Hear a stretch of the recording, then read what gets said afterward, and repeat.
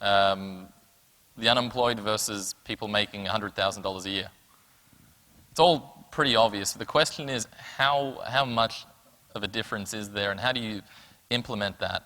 And a lot of the difficulty in implementing this is that we all agree on the concept, it's all good and well, but then it starts a debate, and it's hard to color that without using some data and numbers. And that's where the engineering came in. I've got a few different charts here, and I'm probably not going to go into all the detail, but the interesting thing from an elasticity-based pricing perspective is that you're looking for groups of people that have different sensitivities, and typically there's a high end that is maybe 4 times more sensitive than the low end, and I'm talking about large volumes of people. Obviously there's extremes. But through testing and trials, we've found 2 to 6% increases in revenue from these approaches, and that is an enormous amount of money when you're a big insurance company or similar industries. The other interesting thing is that it reduced complaints. So you typically think of increasing prices as being something that causes a lot of frustration and upset people, but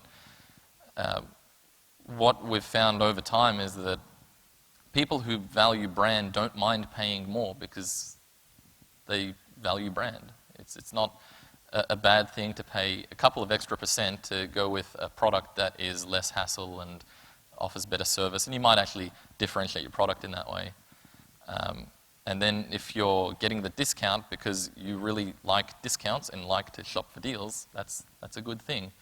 So it's actually been something that's been able to increase revenue while reducing complaints and reducing the kind of problems that a lot of companies like to avoid when getting into these things. Dynamic pricing I found a bit more difficult to articulate easily because sometimes it means that you discount because your theatre is not filling up quickly. Sometimes it means that you increase price because the theatre is filling up very quickly. And I think this touches back to your point about how quickly we react and when you decide. If you decide at the last minute that you have to cut prices because the theatre's not filling up, then you need to be equally ready to increase prices when it is filling up quickly. And that discipline is hard to get.